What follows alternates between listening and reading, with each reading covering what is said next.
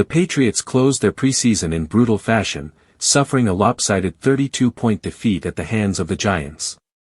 With undrafted rookie Ben Wooldridge taking every snap under center, it was clear New England wasn't trying to win so much as survive the evening. Still, losing by such a margin on a nationally streamed game does little for morale. Fans who tuned in while browsing for groceries or subscription renewals were treated to a long night of offensive struggles and defensive lapses. Preseason blowouts rarely matter, but the optics sting all the same. Unfortunately for New England, the ugliness extended beyond the scoreboard. Reports surfaced earlier in the day that promising second-year wide receiver Ja'Lynn Polk would require season-ending shoulder surgery. For a team thin on offensive playmakers, losing Polk is a major blow. The former Washington standout was expected to carve out a bigger role this season after flashing potential as a rookie. His absence not only impacts the receiver rotation but also puts added pressure on a unit already trying to find rhythm in a new offensive system. Coach Mike Vrabel wasn't interested in breaking down the injury details in his post-game media session.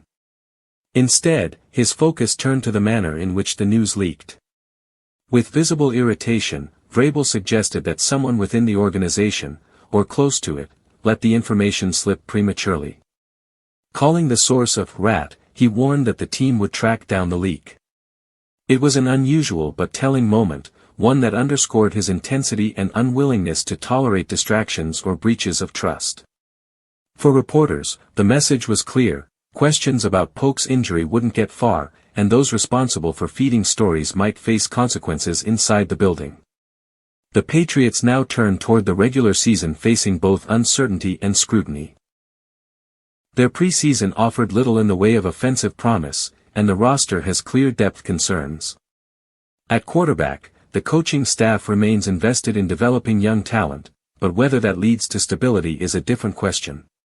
Defensively, there are some strong veterans who can anchor the group, but continuity remains a work in progress.